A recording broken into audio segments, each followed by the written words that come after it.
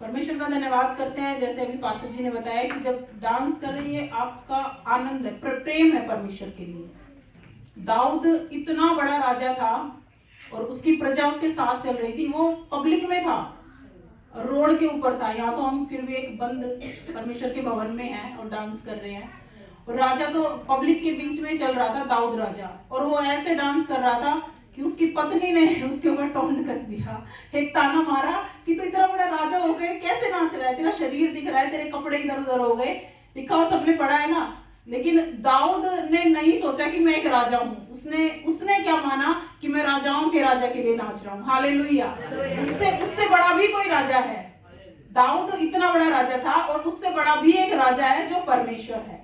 तो उसके लिए जब हम उसके प्रेम में जब हम डांस करते हैं, तो हमें यहाँ कोई ये जब डांस करते हैं, कुछ लोग सोचते होंगे यार ये संडे शुरू हो जाते हैं कुछ जिनको नहीं करना होता ना, वो सोचते होंगे ये क्या, ये अब ये स्टार्ट हो गए, ऐसे सोचते होंगे। लेकिन यहाँ कोई डांस कंपटीशन नहीं चल रहा कि किसी को यहाँ पे इनाम मिलेगा, किसने सबसे अच्छा किया, किसने सबसे बेस्ट स्टेप किया, या किसने बहुत अच्छा डांस किया। यहाँ आपके मन का आनंद चल रहा है। हालेलुया। जो आपके अंदर परमेश्वर ने आनंद भरा है ना, वो यहाँ पे दिखता है। अब कुछ लोग तो मैंने पिछले संडे बताया इतने सीरियस होके प्रभु के भवन में बैठते हैं कि जैसे एक तलवार उनके ऊपर लटकी हुई हो कि अब गिरे और तब गिरे, ऐसे। अब आप इतने सीरियस होके और किसी को प्रभु का सुसमाचार सुनाए, कोई उदासी में आपको मिले सामने वाला, आप कहें कि बहन मेरे साथ चल, प्रभु तेरे जीवन को आनंद से भर देगा, वो क्या कहेंगे? वो कहेंगे पहले अपने जीवन में आनंद ला, यही बोलेंगे, क्योंकि हम इतने सीरियस हैं, हमारे चेहरे पे उदासी है, हमारे चेहरे पे आनंद नहीं दिखता लोगों को, तो हम कैसे सुसमाचार प्रचार करेंगे कि प्रभु ठीक करता है, प्रभु आनंद देता है, खुशी देता है, शांति देता है? कैसे हम परमेश्वर का प्रचार करेंगे? तो ये वो भवन है, यहाँ पे सीरियस होके बैठने वाला कोई काम नहीं है। आपका दाम चुकाया जा चुका है। हालेलुया। आपको आजाद कर दिया गया है। और जब कोई आजाद हो जाता है तो वो ऐसे नहीं बैठता फिर मुंह पे उंगली रखे। स्कूल थोड़ी ना चल रहा है, जब आराधना चलती है तो आप फ्री है। अपना आनंद परमेश्वर के सामने प्रकट करें, अपना प्रेम परमेश्वर को दिखाएं। हालेलुया।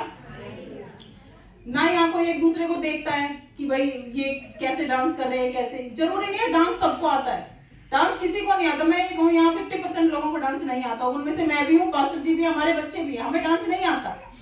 हम ये कहे, हमारा रिकॉर्ड आज तक किसी शादी ब्याह में हमने कोई एक स्टेप नहीं डाला कहीं भी, आज तक का रिकॉर्ड, और बहुत गवाह मिल जाएंगे इस बात के।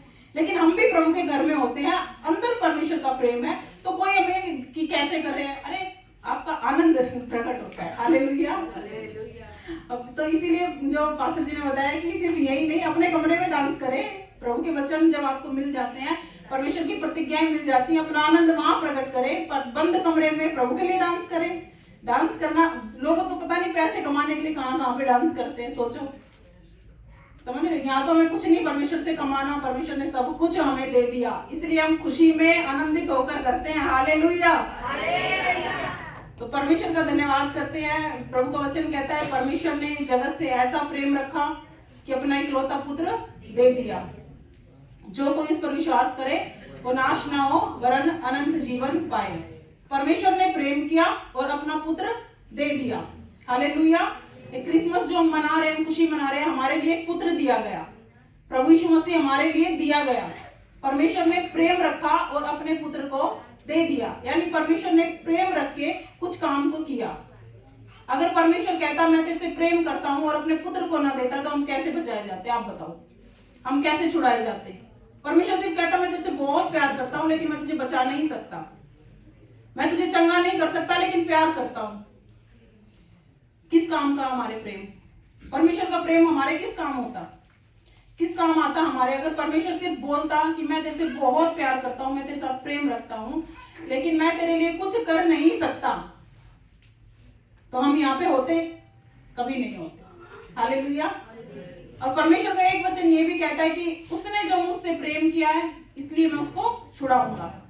भजन संहिता 91 सब लोग पढ़ते होंगे, उसमें एक वचन लिखा हुआ है 14 नंबर में कि उसने जो मुझसे स्नेह किया है, जो मुझसे प्यार किया है, इसलिए मैं उसको छुड़ाऊंगा।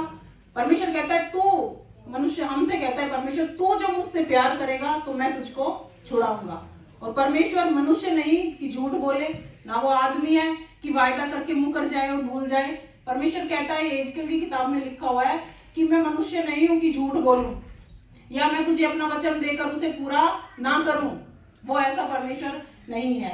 अगर उसने कहा है कि तू मुझसे प्यार करेगा तो मैं तुझको छुड़ाऊंगा, तो वो छुड़ाएगा ही छुड़ाएगा। हालेलुया। और इस बात का प्रूफ पहले परमेश्वर ने दिया। परमेश्वर ने प्रेम किया और अपने इकलौते पुत्र को दे दिया कुर्बान होने के लिए। प्रभु यीशु मसीह ने कितना दुख सहा और परमेश्वर को पता था, लेकिन परमेश्वर ने हमसे इतना प्रेम किया कि अपने इकलौते पुत्र की कुर्बानी को भी परमेश्वर ने नहीं देखा और उसको दे दिया, ताकि जगत उसके द्वारा उद्धार पाए।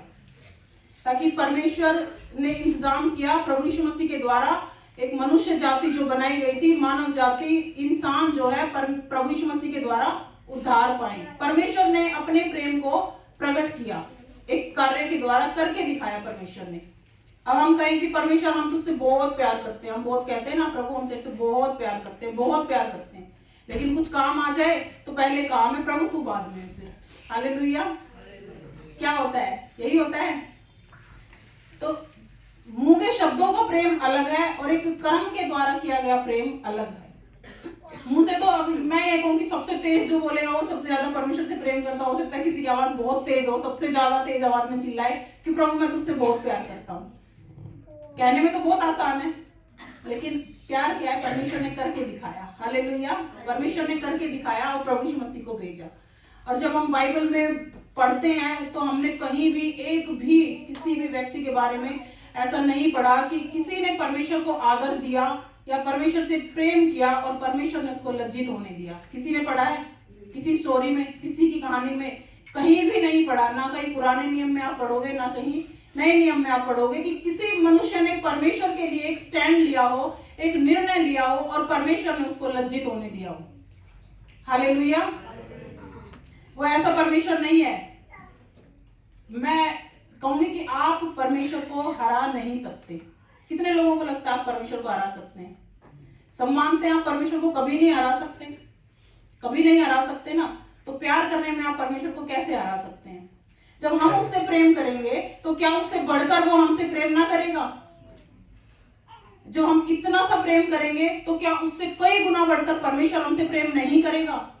या कुछ हम परमेश्वर के लिए त्याग देंगे, परमेश्वर उस चीज को हमारे लिए आशीष नहीं बनाएगा? जब हमें लगता है कि हम परमेश्वर को हरा नहीं सकते, वो सर्वशक्तिमान है, स्वर्ग का परमेश्वर है, तो फिर हम कई चीजों में क्यों भूल जाते हैं कि यदि मैं परमेश्वर के लिए एक कदम बढ़ाऊंगा तो वो 10 कदम बढ़ा के मेरे पास नहीं आएगा। हम भूल जाते हैं कई बार। हम अपनी बुद्धि का, अपने दिमाग का सहारा लेने लगते हैं और अपनी चीजों को हम खुद से मैनेज करने लगते हैं कि मैं ऐसा करूंगा तो ऐसा होगा।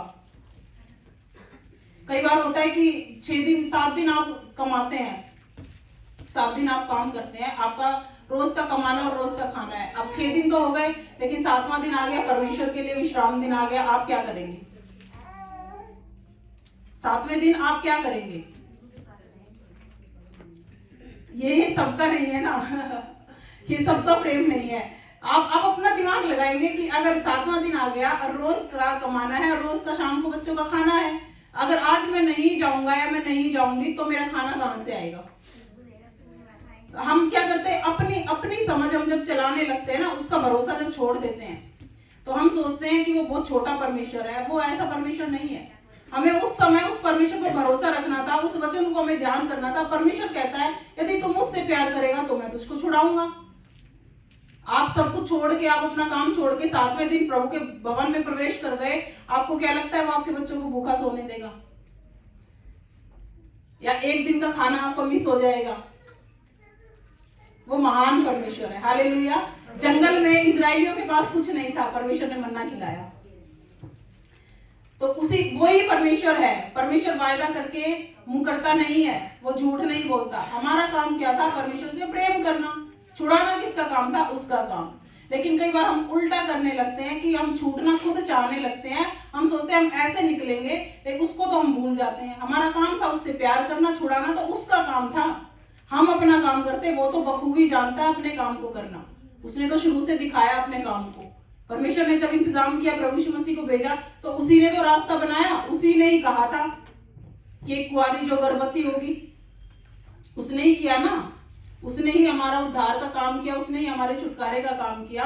तो हम कई बार अपनी जब ताकत लगाने लगते हैं तो वहां पर हम फेल हो जाते हैं।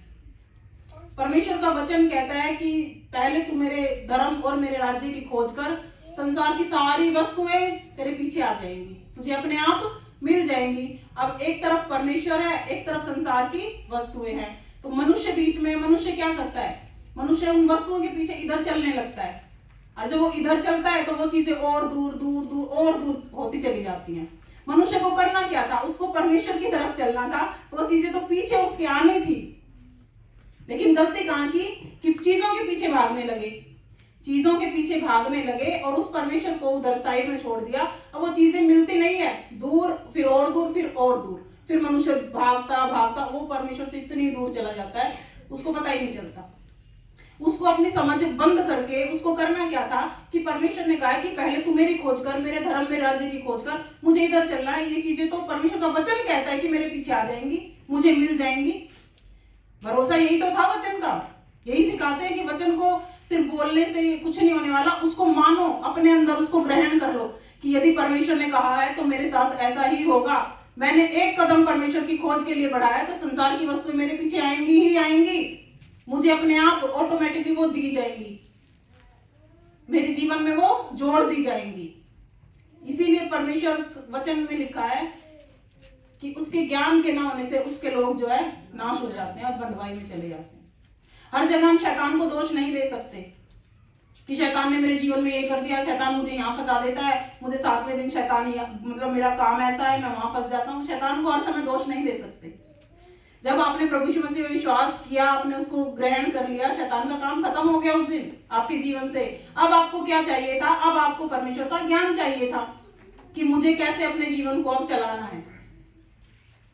उस समय परमेश्वर का ज्ञान चाहिए था और वो ज्ञान प्रभु के भवन में आपको सिखाया जाता है, समझाया जाता है। लेकिन वहां जब हम अपने कामों में बिजी हो जाते हैं, संगति नहीं रहती, ना कोई प्रभु के साथ संगति, ना कलीसिया के साथ संगति, तो वो ज्ञान फिर हमें नहीं मिलता। फिर हम अपने दिमाग, अपने उधेड़ बुन में चलते हैं और संसार की जो चीजें इधर थी उनके पीछे हम चलते चलते चलते कहाँ निकल जाते हैं। प्रभु रहता है,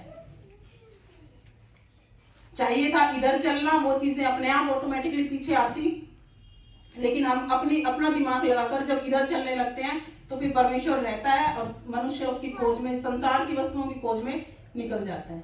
लिखा है सब जातियां इन्हीं चीजों की खोज में रहते हैं। अगर आप संसार में देखें, क्या खाएंगे, क्या पिएंगे, क्या पहनेंगे, क्या रहेंगे, बच्चों के लिए क्या करना है, प्रॉपर्टी कैसे जोड़नी है, सब इसी उधेड़-बुन में, सब इसी खोज में है।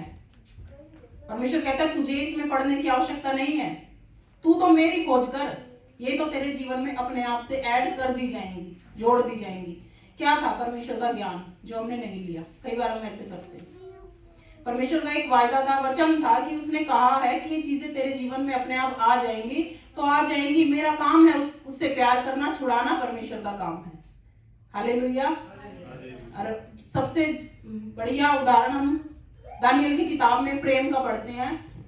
शद्रक, मेशक, अबेदनगो 3 बंदे थे। राजा ने एक आदेश दिया कि जो कोई मूर्ति को दंडवत नहीं करेगा झुक के, वो क्या होगा, आग में डाल दिया जाएगा। और सोचो उन तीनों को पता थी ये बात, और सारी पब्लिक है, सामने राजा भी है और सामने मूर्ति भी है। और जैसे ही आवाज हुई सब लोग झुक गए, सब लोग मूर्ति के सामने झुक गए। 3 बंदे खड़े हैं, इतनी पब्लिक में मान लो सब लोग घुटनों पे आ जाए और 3 लोग खड़े रहे। 3 लोग खड़े रहे, क्या था उनका, परमेश्वर के साथ प्रेम था उनका विश्वास था कि परमेश्वर हमें बचाएगा। नहीं ना भी बचाए तो भी हम परमेश्वर को छोड़ किसी को दंडवत नहीं करेंगे। ये उनका डिसीजन था, ये उनका निर्णय था। उन्होंने एक स्ट्रॉन्ग निर्णय लिया अपने जीवन में कि हम दंडवत नहीं करेंगे। राजा का हुक्म था आग में डाल दिए जाएंगे, मरना तय था, मौत सामने थी, लेकिन उन्होंने कड़ा कदम परमेश्वर के लिए उठाया और उन्होंने कहा हम दंडवत नहीं करेंगे। सारी पब्लिक सॉरी झुक गई और 3 लोग खड़े रहे। परमेश्वर ने उन्हें लज्जित होने दिया, परमेश्वर ने उन्हें नहीं छोड़ा। हालेलुया। राजा ने आदेश दिया इनको डाल दो, आग में डाल दो। आग में 3 डाले गए थे, लेकिन राजा की आंखें क्या देखती हैं कि मैं 4 मनुष्य देखता हूं, भाई चौथा कौन है, चौथा कौन आ गया उसके बीच में।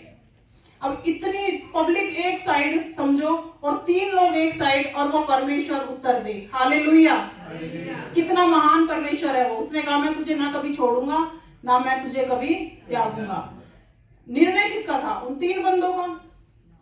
उन्होंने क्या किया, परमेश्वर से प्यार किया कि मूर्ति को दंडवत करने की आज्ञा हमें नहीं है, हम नहीं करेंगे, हम अपने परमेश्वर को दंडवत करेंगे। छुड़ाया किसने? परमेश्वर ने। हालेलुया। अब वो सोचते हैं सिर्फ दंडवती तो करना है, एक बार झुक जाते हैं, फिर प्रभु से माफी मांग लेंगे, तो वो क्या करते हैं, अपनी समझ को इस्तेमाल करते और परमेश्वर से तो वो दूर हो ही जाते। और राजा कौन सा उनको इनाम देने वाला था, वो तो सारी पब्लिक ही झुक रही थी, लेकिन उनको इनाम कब मिला? तब वो 3 लोग अलग हुए। हालेलुया। वहां पे फिर कहा गया कि दानियल इसका सदरक मेशक अबेदनगो का परमेश्वर जो सबसे बड़ा परमेश्वर है। हालेलुया। तो कुछ चीजों को बदलने के लिए, मेरे कहने का मतलब है कुछ चीजों को बदलने के लिए एक मनुष्य का स्ट्रॉन्ग निर्णय होना चाहिए, डिसीजन।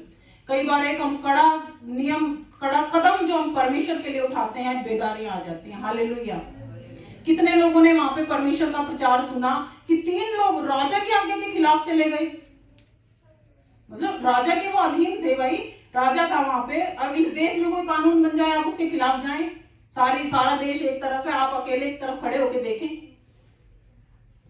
तो सबने उनको देखा, उनके निर्णय को सबने देखा कि 3 लोग राजा की आज्ञा के खिलाफ जाकर मूर्ति के सामने नहीं झुके। हालेलुया। अब परमेश्वर ने उन्हें शर्मिंदा होने नहीं दिया, परमेश्वर ने उनको बचाया, परमेश्वर आप उतर आया उस लड़ाई में। परमेश्वर ने कहता है ना, युद्ध तेरा नहीं मेरा है। हालेलुया।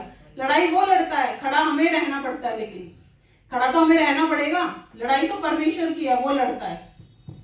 महान है वो परमेश्वर जिसके पास हम आते हैं। कई बार हम उसको बहुत छोटा परमेश्वर समझ लेते हैं। कई बार हम सोचते हैं कि नहीं ये कैसे होगा, मैं अगर काम पे नहीं जाऊंगा तो कैसे होगा, खाना कहां से आएगा। हालेलुया। हमारे खर्चे कैसे चलेंगे, हम अपने दिमाग लगाने लगते हैं।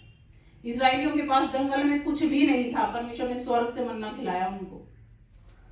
अगर हम सही से ध्यान से बाइबल पढ़ते हैं ना, तो मन्ने के बारे में लिखा हुआ है कि 6 दिन गिरता था, 7वें दिन नहीं गिरता था, विश्राम दिन में नहीं गिरता था। विश्राम दिन में लोगों को क्या करना था, परमेश्वर के पास जाना था, और खाना लिखा हुआ है कि 6 दिन में, छठे दिन में डबल गिरता था। 7वें दिन का खाना परमेश्वर छठे दिन में दे देता था। वो ऐसा परमेश्वर है। और वो मन्ने के लिए लिखा हुआ था कि अगर उसको वैसे एक दिन भी रखते ना, 6 दिन के अंदर अगर दूसरे टाइम बचा के रखते, उसमें कीड़े पड़ जाते थे। लेकिन परमेश्वर की सामर्थ, 7वां दिन जो विश्राम का दिन था, परमेश्वर ने कहा तुझे 7वें दिन कोई चिंता करने की जरूरत नहीं है, छठे दिन डबल होगा। हालेलुया।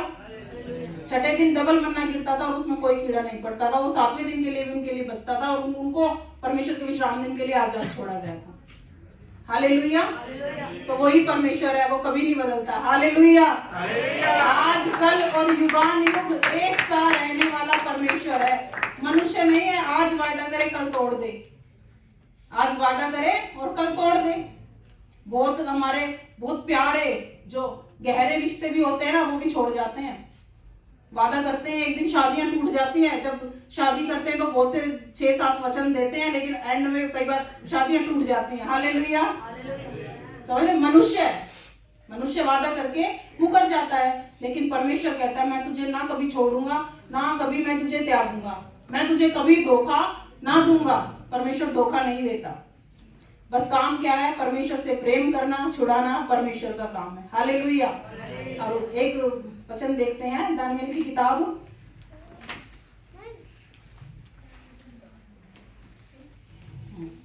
दानियल के बारे में लिखा हुआ है कि दानियल जो गुलामी में, 6 अध्याय निकालेंगे। हालेलुया।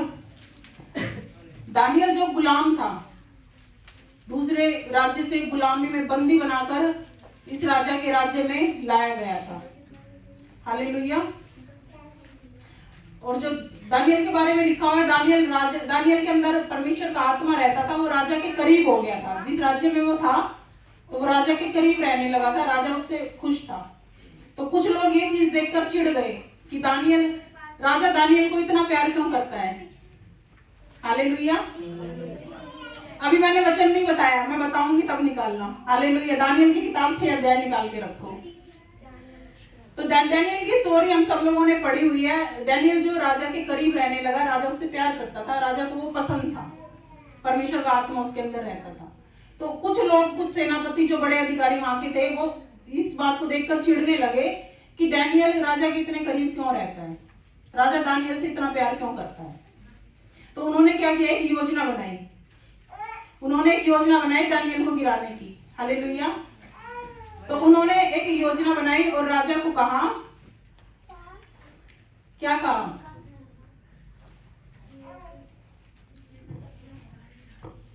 एक राजा को बोला कि एक ऐसे साइन कर एक उस पे कि जो कोई राजा को छोड़ के किसी और से प्रार्थना करेगा तो वो सिंहों की मांद में डाल दिया जाएगा।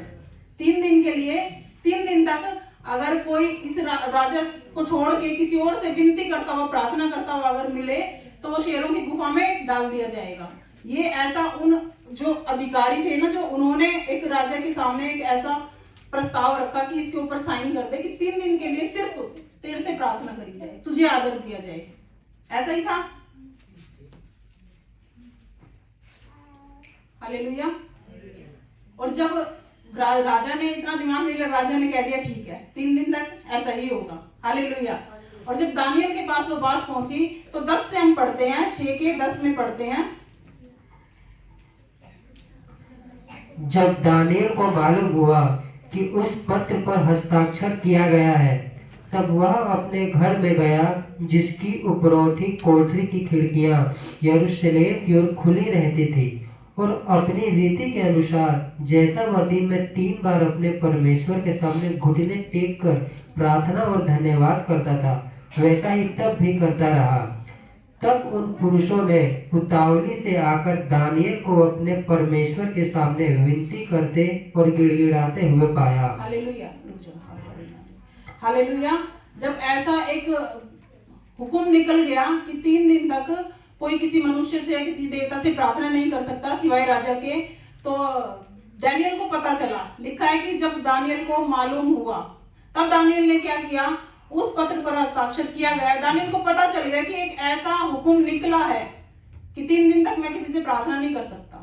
दानियल को ये बात मालूम थी, नहीं लिखा कि नहीं मालूम थी, दानियल को मालूम थी ये बात। और फिर दानियल ने क्या किया, तब वह अपने घर में गया, जिसकी उपरोठी कोठरी की खिड़कियां यरूशलेम की ओर खुली रहती थी, और अपनी रीति के अनुसार जैसा वह दिन में 3 बार घुटने टेक कर प्रार्थना करता था, वैसा ही परमेश्वर के सामने वो तब भी करता रहा। हालेलुया। अगर हम दानियल की जगह होते ना तो शायद खिड़कियों को बंद कर लेते। जो खिड़कियां खुली हुई थी, हम उन खिड़कियों को बंद कर लेते कि कौन देख रहा है, परमेश्वर से ही तो प्रार्थना करनी है, बाहर किसी को पता भी नहीं चलेगा, और मैं अंदर प्रार्थना करके और फिर बाहर चले जाएंगे हम। अगर हम मनुष्य अगर अपना दिमाग लगाए तो अगर हम होते तो शायद हम ऐसा करते। लेकिन दानियल ने क्या किया, दानियल ने ना खिड़की बंद की, वो खुली थी, और उसने जैसा वो करता था अपनी रीति के अनुसार 3 बार वो घुटने टेककर परमेश्वर से प्रार्थना करता था, और वो लिखा है ऐसा ही वो करता रहा। उसने राजा की उसकी बात चिंता नहीं की कि मैं शेरों की मांद, शेरों की गुफा मेरे लिए तैयार है, उसने कोई चिंता नहीं की। जबकि उस पे उस जो पत्र था उस पे मोहर लगी हुई थी राजा की कि ऐसा ही होगा, जो कोई 3 दिन किसी से प्रार्थना विनती करेगा तो वो शेरों की गुफा उसके लिए तैयार है। 30 दिन। अच्छा। और दानियल ने उस बात की कोई चिंता नहीं की। दानियल को कोई चिंता नहीं हुई। दानियल, उसको पता था दानियल को कि मेरा परमेश्वर सबसे महान परमेश्वर है। वो राजा के पास रहता था, राजा के साथ रहता था, लेकिन वो फिर भी नहीं डरा, और उसने वैसा ही किया। और लोगों ने उसको देखा, लोगों ने उसको प्रार्थना करते हुए देखा कि दानियल अब भी नहीं माना, वो जो है अब भी अपने परमेश्वर से घुटने टेक कर जैसा कर रहा था वैसा ही कर रहा है। हालेलुया। ये दानियल का प्रेम था परमेश्वर के लिए कि जैसा वो शुरू में करता आया था ना, वो वैसा ही, वो एक जो हुक्म निकल गया उसके बाद भी दानियल वैसा ही कर रहा है। हम अगर हम सोचें तो हम जब प्रभु के पास आए थे, जब हम परेशानी में थे, दुष्ट आत्माएं हमें सताती थी, बीमारियों ने हमें घेरा हुआ था, तब हम परमेश्वर से कैसा प्रेम रखते थे, और जब आप आजाद हैं तो हम कैसा प्रेम करते हैं। क्या वही हमारा चला हुआ आ रहा है? दानियल कहता है कि जैसा दानियल के बारे में लिखा, जैसा वो करता था अपनी रीति के अनुसार वैसा ही वो तब भी करता रहा। जब उसके सर पे मौत थी, जब मृत्यु ने उसको घेरा था, तब भी दानियल वही काम कर रहा था जो उसने शुरू में किया था। अगर हम देखें तो हम सोचें, क्या हम परमेश्वर से आज भी वैसा ही प्रेम करते हैं? जब हम बीमार थे, परेशान थे, तब तो हम चर्च में सबसे पहले शायद 1 घंटा 2 घंटे पहले आ जाते कि कोई हमारे लिए प्रार्थना करेगा, हमें यहाँ छुटकारा मिलेगा, हम यहाँ आजाद होंगे। और देर तक शायद हम रहते चर्च में शाम तक, कि जितनी हम प्रार्थना में रहेंगे, प्रभु के माहौल में रहेंगे, हमें उतना छुटकारा मिलेगा। ऐसा हम करते थे।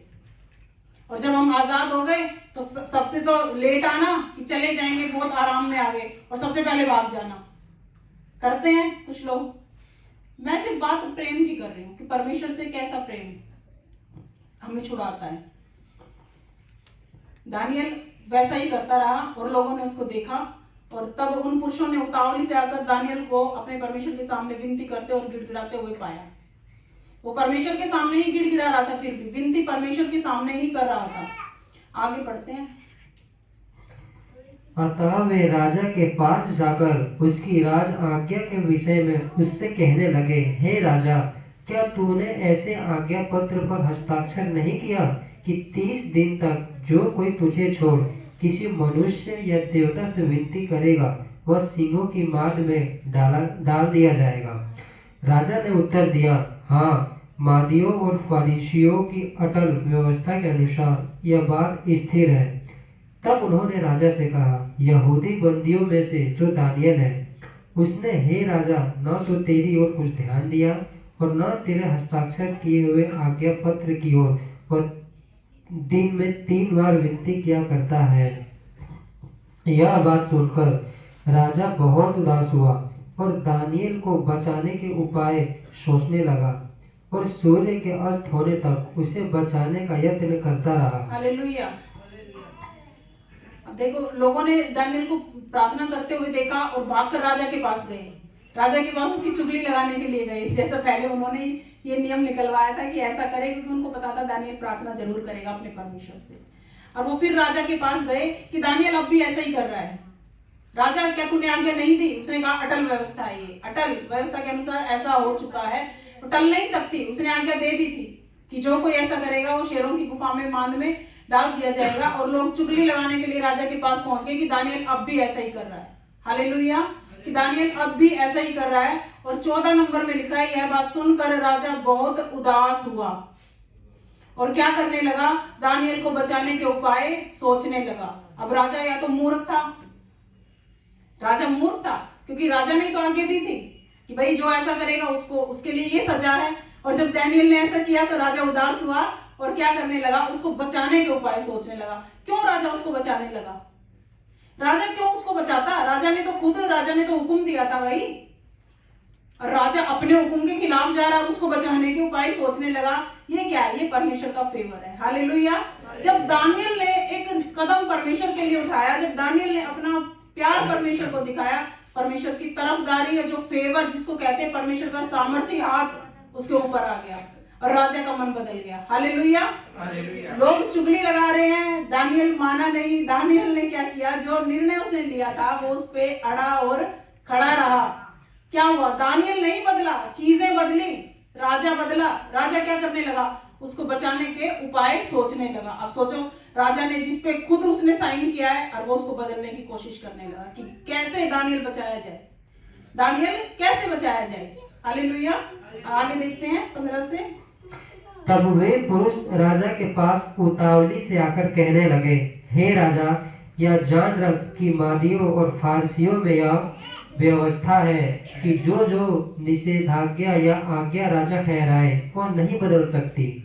तब राजा ने आज्ञा दी और दानियल लाकर सिंहों की माद में डाल दिया गया। उस समय राजा ने दानियल से कहा, तेरा परमेश्वर जिसकी तू नित्य उपासना करता है वही तुझे बचाए। हालेलुया।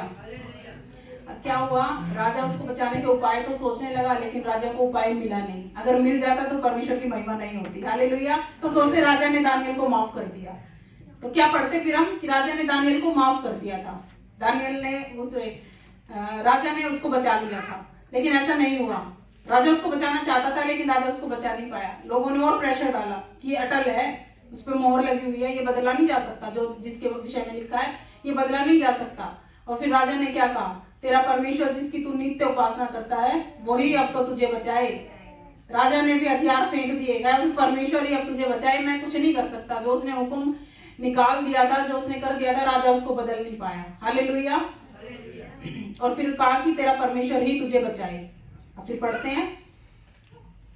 तब एक पत्थर लाकर उस गड्ढे के मुंह पर रखा गया और राजा ने उस पर अपनी अंगूठी से और अपने प्रधानों की अंगूठियों से मुहर लगा दी कि दानियेल के विषय में कुछ बदलने न पाए। तब राजा अपने महल में चला गया और उस रात को बिना भोजन पड़ा रहा और उसके पास सुख विलास की कोई वस्तु नहीं पहुंचाई गई और उसे नींद भी नहीं आई। भोर को पौ फटते ही राजा उठा और सिंहों के गड्ढे की ओर फुर्ती से चला गया। जब राजा गड्ढे के निकट आया तब शोक भरी वाणी से चिल्लाने लगा और दानियेल से कहा, हे दानियेल, हे जीवते परमेश्वर के दास, क्या तेरा परमेश्वर जिसकी तू नित्य उपासना करता है तुझे सिंहों से बचा सका है? हालेलुया। लिखा है कि उस दिन राजा को नींद नहीं आई। दानियेल जो सिंहों की मांद में डाल दिया गया, लेकिन राजा बेचैन रहा, जबकि राजा ने ही हुक्म दिया था। और राजा बेचैन रहा, ना उसने कोई सुख विलास की वस्तु अपने पास उस दिन मंगाई, ना उसे नींद आई। और वो बहुत परेशान। उसके अंदर क्या था, क्या आ गया उसके अंदर? परमेश्वर ने उसके मन को बदला। किसके किसके लिए बदला? दानियेल के लिए बदला। जब दानियेल ने एक निर्णय परमेश्वर के लिए लिया तो राजा का मन बदल गया। हालेलुया। और कई बार जब हम अपना, फिर वही बात है, हम अपना दिमाग लगाने लगते हैं ना, तो फिर हम लोगों से डरने लगते हैं। और वहां पे हमें चाहिए क्या कि हम एक कड़ा कदम उठाएं, हम एक निर्णय लें। परमेश्वर हमारे जो जिसके अधीन हम काम करते हैं उनके मनों को बदलेगा। हम सोचते हैं अगर आज हम काम पे नहीं जाएंगे तो बॉस बड़ा नाराज हो जाएगा। हालेलुया। क्या अगर आज हम संडे है, हम प्रभु के भवन में आ गए, अगर हम काम पे नहीं गए तो हमारा जो मालिक है वो नाराज हो जाएगा, शायद हमें काम से निकाल दे। दानियेल भी सोच सकता था, दानियेल सोच सकता था कि अगर राजा ऐसा करे, लेकिन क्या हुआ? उल्टा हुआ। दानियेल को कुछ नहीं हुआ, राजा का मन बदल गया। हालेलुया। दानियेल के लिए राजा का मन बदल गया। परमेश्वर ने राजा के मन को बदल दिया। और राजा, सोचो, राजा अपने हुक्म के खिलाफ गया और इतना परेशान और इतना बेचैन हो गया कि सुबह उठते ही उस कब्र पे, उस पे पहुंच गया, सिंहों की मांद के ऊपर। राजा कोई मनुष्य नहीं था वो, ऐसे कि भाई कोई पब्लिक, आम पब्लिक थी। राजा क्या हुआ कि सुबह उठते ही जाके वहां पे दानियेल के पास चिल्लाने लगा कि जिस परमेश्वर की तू उपासना करता है, क्या तुझे बचा सका है? उसकी शोक भरी वाणी। लिखा है दुख था उसके अंदर, राजा के अंदर दुख था, कहीं दानियेल के साथ कुछ गलत ना हुआ। क्या दानियेल तुझे बचा सका है? तेरा परमेश्वर जिसके लिए तूने इतना कड़ा निर्णय उठाया, लिया, तूने एक कदम उठाया, क्या तेरा परमेश्वर तुझे बचा सका है? वो कब्र के बाहर, उसके सिंहों की मांद के बाहर खड़ा हुआ, बस एक विश्वास से बोल रहा था कि क्या पता शायद अंदर से आवाज ना आए। वो ऐसा सोच रहा था क्योंकि शेर थे अंदर और दानियेल को अंदर डाल दिया गया। राजा ऐसा सोच रहा था कि जिसकी तू नित्य उपासना करता है, क्या तुझे सिंहों से वो बचा सका है? उसने एक क्वेश्चन मार्क लगा हुआ है यहाँ पे। वो पूछ रहा था, उसको नहीं पता था अंदर से आवाज आएगी, लेकिन अंदर से आवाज आती है। हालेलुया। पढ़ते हैं।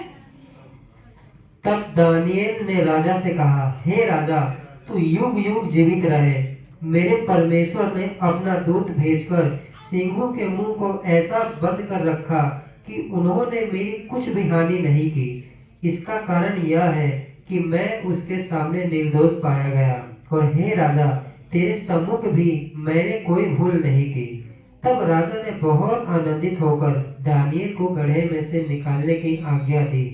अतः दानियेल को गड्ढे में से निकाला गया और उस पर हानि का कोई चिन्ह न पाया गया, क्योंकि वह अपने परमेश्वर पर विश्वास रखता था। हालेलुया। परमेश्वर की तारीफ हो। हालेलुया। राजा बोल ही रहा था, राजा को नहीं पता था अंदर से कोई आवाज आएगी, लेकिन अंदर से आवाज आती है। हालेलुया। हमारा परमेश्वर जीवित है।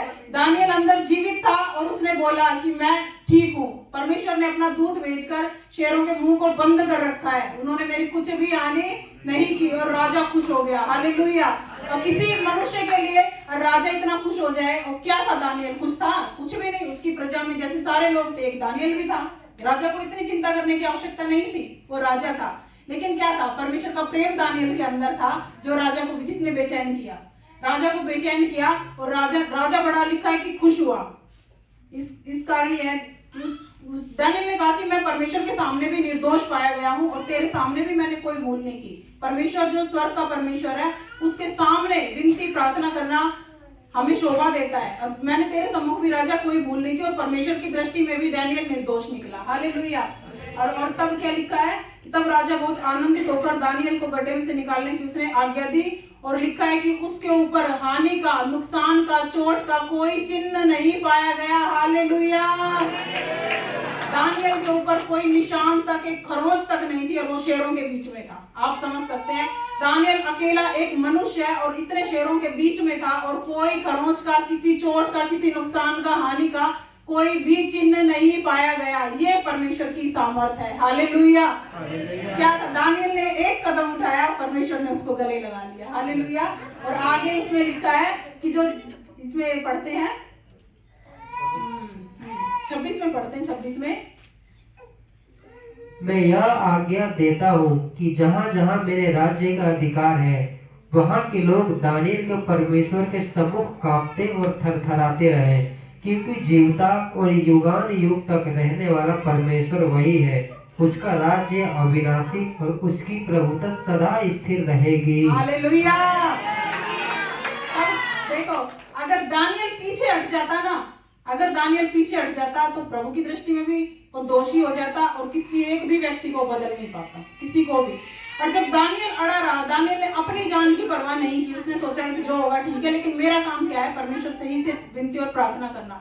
दानियल खड़ा रहा, और तब राजा ने क्या कहा, जहां जहां तक मेरा राज्य है वहां तक दानियल के परमेश्वर के प्रति लोग थरथराते और कांपते रहे, क्योंकि वही तो बचाने वाला और छुड़ाने वाला है। हालेलुया। एक दानियल की वजह से, एक दानियल के सिर्फ खड़े रहने की वजह से कितने लोगों पर प्रभु की सामर्थ प्रकट हुई, परमेश्वर का नाम कितने राज्य तक पहुंचा। अगर दानियल वहां झुक जाता तो वो नहीं बदलता, वो राज्य नहीं बदलता। मैंने कहा कि कुछ हमारे जो कठोर कदम होते हैं वो उठाने के लिए हमें थोड़ा एफर्ट्स लगाना पड़ता है, लेकिन उसके बाद बेदारियां आती हैं। हम चाहते हैं ना लोग बदले, राज्य के राज्य बदल जाए, तो हमें स्ट्रॉन्ग होना पड़ेगा। हमें क्या होना पड़ेगा, परमेश्वर के प्रति हमें मजबूत होना पड़ेगा। छोटी छोटी चीजें हमें हिला नहीं सकती। आज बारिश आ गई, आज ये हो गया, आज शादी आ गई, आज प्रभु को बाय बाय और अपना काम जो हम करें, वो चीजें हमें हिला नहीं सकती। हमें मजबूत होना पड़ेगा परमेश्वर में, तब बेदारियां आती हैं, लोगों के जीवन बदलते हैं, राज्य राज्य तक बदल जाते हैं, और परमेश्वर की बड़ी महिमा होती है। हालेलुया। इसके लिए कुछ लोगों के जीवन होते हैं जो समर्पित होते हैं। हम आज यहाँ पर वचन पढ़ रहे हैं, सुसमाचार प्रचार कर रहे हैं, सुन रहे हैं, हमारे तक पहुंचा, ये ऐसे ही नहीं पहुंचा, बहुत आसानी से नहीं पहुंचा। बहुत लोगों ने कठिनाइयां उठाई हैं। जो भारत देश में प्रभु का वचन पहुंच पाया है, कहीं भी पहुंच पाया है, कुछ लोगों के जीवन समर्पित रहे हैं उनके प्रति, सुसमाचार के प्रति। इसलिए परमेश्वर कहता है कि तू, तेरा काम है मुझसे प्यार करना, छुड़ाना मेरा काम। दानियल छुड़ाया गया, आप छुड़ाए जाएंगे। हालेलुया। बहुत से महान हम ऐसे काम पढ़ते हैं बाइबल में, जो लोगों ने परमेश्वर से प्रेम किया और उन्होंने अपने जीवन में आशीष और आशीषों को ही देखा। हालेलुया। एक इसमें बाइबल में किताब है, एक रूत की किताब पढ़ी है। रूत एक लड़की थी, उसकी शादी हो जाती है, एक उसकी जेठानी थी, एक उसकी सास थी, 3 लोग थे, और लिखा है कि तीनों के पति मर जाते हैं। रूत का पति मर जाता है, उसकी जो जेठानी थी उसका पति भी मर जाता है, उसका जो ससुर था वो भी मर जाता है। 3 औरतें रह जाती हैं, रूत, उसकी जेठानी और उसकी सास। और उसकी सास के पास कोई ऑप्शन नहीं था। वो कहती है कि अब तुम जाओ, अपने अपने देशों में वापस लौट जाओ और अपने घर बसाना आप जाके, मेरे पास और कोई बेटे नहीं है कि मैं तुम्हारी शादियां उनके साथ कर सकूं, और अब तुम क्या करोगे इस उम्र में, जाओ अपने अपने घरों में वापस चले जाओ और फिर से शादियां करना और फिर से अपना जीवन स्टार्ट करना। लेकिन वहां पर रूत ने एक निर्णय लिया। रूत जो मोआब से आई थी, मोआब देश परमेश्वर की महिमा को नहीं देखता था, नहीं जानता था। रूत उस देश से आई थी और वो परमेश्वर को जान गई थी अपनी सास के द्वारा। वो परमेश्वर को जान गई थी। जब उसकी सास ने उनको फ्री कर दिया कि भाई अब तुम जा सकते हो अपने अपने गांव में, देश में, अपने घरों में वापस जाओ अपने माता पिता के पास और अपने घर फिर से बसाना, लेकिन रूत कहती है नहीं, मैं तेरे साथ रहूंगी। रूत वहां पे खड़ी होती है, वो कहती है मैं नहीं जाऊंगी, जहां तू रहेगी वहीं मैं रहूंगी, जहां तू मरेगी वहां मैं मरूंगी, जिस परमेश्वर की तू आराधना करेगी उस परमेश्वर की मैं आराधना करूंगी। हालेलुया। रूत के पास मौका था, ऑप्शन था, क्योंकि उसके पास कोई वो ही नहीं था, रास्ता नहीं था, वो जा सकती थी, अपना घर फिर से बसा सकती थी। लेकिन लिखा है जो उसकी जेठानी थी वो वापस चली गई, अपने घर वापस लौट गई, उसने फिर अपना शादी की होगी, घर बसाया होगा, लेकिन रूत वहां अपनी सास के साथ रह गई। रूत ने शादी नहीं की, लिखा है। रूथ ने वहां पे एक निर्णय लिया कि तेरा परमेश्वर मेरा परमेश्वर होगा, आज से जो तेरे लोग हैं वो मेरे लोग होंगे। अपनी सास को उसने बोला, तो वो ठीक है अपने गांव में वापस चली गई। वहां पे परमेश्वर ने उसके लिए ऐसी योजना बनाई कि एक जो प्रभु का सेवक था, बोअज उसका नाम था, उसके साथ परमेश्वर ने रूथ की शादी कराई और फिर उसके वंश में दाऊद राजा उत्पन्न हुआ और फिर दाऊद के वंश में प्रभु यीशु मसीह पैदा हुए। हालेलुया। तो रूथ ने वहां पे एक निर्णय लिया और प्रभु यीशु मसीह का वंश उसके द्वारा आया। कितनी बड़ी महिमा रूथ को मिली, प्रभु यीशु मसीह किसी के वंश में पैदा हो। सोचो, अगर रूथ भी जा सकती थी, उसकी जिठानी चलेगी वो भी जा सकती थी, लेकिन रूथ नहीं थी। उसने एक निर्णय लिया। परमेश्वर को निर्णय लेने वाले लोग चाहिए। हालेलुया। जो परमेश्वर के लिए डिसीजन ले सकें और उस पर खड़े रह सकें। परमेश्वर को ऐसे लोग चाहिए जिनके जीवन में परमेश्वर सर्वोपरि है। सबसे पहला स्थान परमेश्वर का है। परमेश्वर से प्यार करना हमारा काम है। एक नंबर पे परमेश्वर को रखें।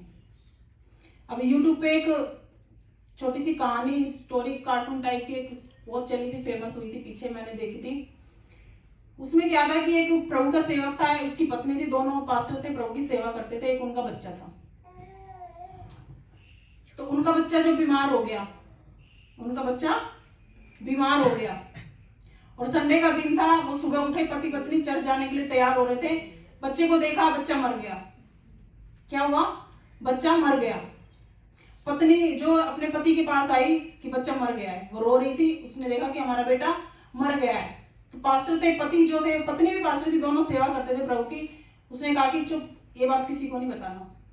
उसने बोला ये बात किसी को नहीं बताना, आज संडे है, पहले हम परमेश्वर का काम करके आएंगे, प्रभु के भवन जाएंगे, चर्च जाएंगे, परमेश्वर की सेवा जो हमें मिली हम उस काम को करके आएंगे, वापिस आके देखेंगे बच्चे का क्या करना है। क्या किया पास्टर ने? पास्टर की पत्नी ने क्या एक निर्णय लिया कि शाम को देखेंगे बच्चे का क्या करना है आके। अगर हमारे तुम्हारे जैसे होते तो पहले सबसे पहले बच्चे को लेकर डॉक्टर के पास भागते। संडे तो जाए, हो जाएगा, कोई ना कोई कर लेगा, संभाल लेगा। उसने कहा कि बात किसी को नहीं बताना कि बच्चे के साथ क्या हुआ है, चुप बिल्कुल, और हम पहले प्रभु के काम को करके आएंगे और वापस आके चर्च से जब प्रभु की सेवा करके आ जाएंगे, उसके बाद देखेंगे बच्चे का क्या करना है। और जब वो वापस आए अपने घर में, बच्चे को ऐसे छोड़ के वो चर्च चले गए, प्रभु का काम किया, प्रभु की सेवा की, प्रचार किया, पूरा काम खत्म करके, चर्च खत्म करके जब अपने घर वापस आए तो बच्चा जीवित था। हालेलुया। क्या लगता है आपको, आप परमेश्वर को हरा सकते हैं? क्या लगता है? अगर आपको लगता है कि हम परमेश्वर को हरा सकते हैं या परमेश्वर के लिए मैं इतना हाथ बढ़ाऊं और परमेश्वर मुझे आशीष नहीं दे सकता इससे बढ़कर, तो आपने अपने परमेश्वर को भी जाना नहीं है। आपने अपने पिता को, मैंने कहा, नहीं जाना। परमेश्वर वो नहीं है कि आप इतना करें और वो इतना ना कर सके। कहीं पढ़ा है आपने?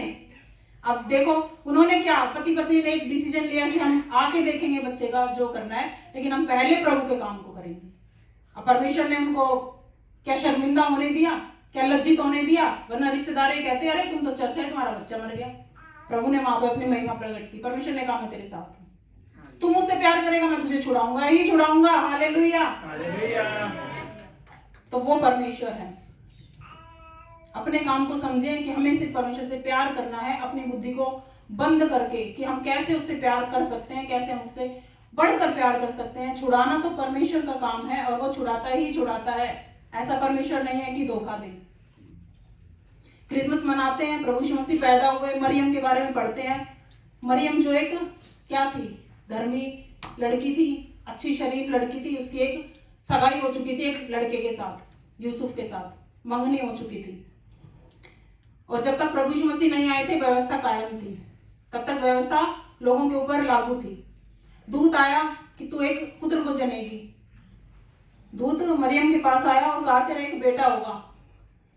मरियम के लिए आसान था, शादी नहीं हुई, सिर्फ सगाई हो चुकी है और वो सोचने लगे कि कैसे होगा। मतलब एक कुंवारी लड़की अगर प्रेग्नेंट हो, आप समझ सकते हैं अगर आज के जमाने में हो, उस समय तो व्यवस्था और भी कड़ी थी। क्या लिखा था, जो कोई व्यभिचार में पकड़ा जाए तो पत्थर मार के उसको मार दिया जाए।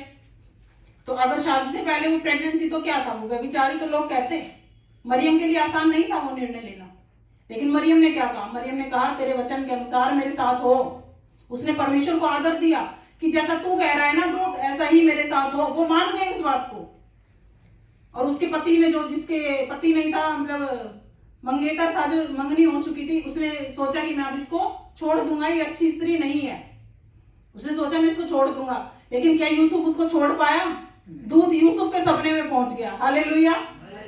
यूसुफ के पास स्वर्गदूत पहुंच गया कि तू विचार जो कर रहा है ना उसको छोड़ दे, मरियम को छोड़ने का जो तू विचार कर रहा है ना उसको बदल दे, तू उससे शादी करेगा। हालेलुया। मरियम के लिए आसान नहीं था, मरियम को मारा जा सकता था क्योंकि व्यवस्था ऐसी थी उस टाइम पे कि जो कोई व्यभिचार करता है उसको पत्थर मार के मार दिया जाए।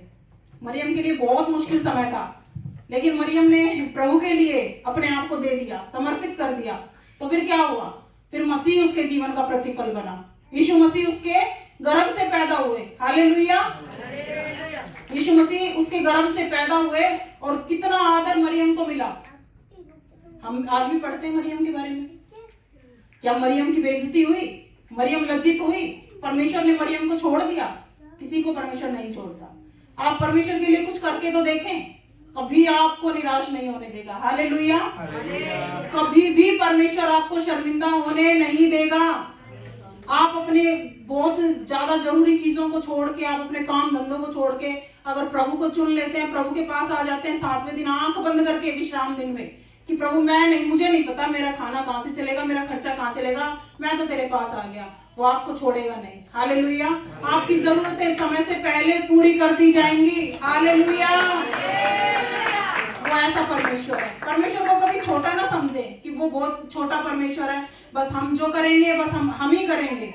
अरे उसको करने का मौका दे, उसको करने दे अपने जीवन में काम। आप उससे सिर्फ प्यार करें। आप बस अपना दिमाग ऐसे लगाएं कि मैं कैसे परमेश्वर से और ज्यादा प्यार कर सकता हूँ, मैं कैसे परमेश्वर के लिए कोई कदम उठा सकता हूँ, कोई निर्णय ले सकता हूँ। और फिर आशीषें तो आपकी है ही। अभी कितने एग्जाम्पल हमने पढ़े, किसी को परमेश्वर ने नहीं छोड़ा, परमेश्वर ने किसी को भी नहीं छोड़ा। ना लोगों के बीच में परमेश्वर शर्मिंदा होने देता है। जितने लोग परमेश्वर की ओर देखते हैं ना, परमेश्वर का वचन कहता है वो ज्योति पाते हैं, उनके मुंह कभी भी काले नहीं होते, कभी काले नहीं होने पाते, कभी लज्जित नहीं हो सकते, आप कभी शर्मिंदा नहीं हो सकते। आप ऐसे परमेश्वर के पास आए हैं। हालेलुया। तो बस हमारा काम क्या है? परमेश्वर से प्यार करना, छुड़ाना उसका काम है। कैसे छुड़ाएगा, कब छुड़ाएगा, हमें नहीं पता, हमें नहीं जानना कि कैसे होगा, ये कैसे होगा। अरे उसके सामर्थ्य से सब कुछ होगा। हालेलुया। तो प्रभु को मौका दे, परमेश्वर को अपने जीवन में काम करने दे। वो परमेश्वर तैयार है। उसने वचन में कहा है तू जो मुझसे प्यार करेगा तो मैं तुझे छुड़ाऊंगा। और वो मनुष्य नहीं है कि झूठ बोले, ना वो बदलता है। आज कल और युगान युग एक सा रहने वाला परमेश्वर है। हालेलुया। तारीफ हो, परमेश्वर की महिमा हो। हालेलुया। प्रभु का धन्यवाद करते हैं।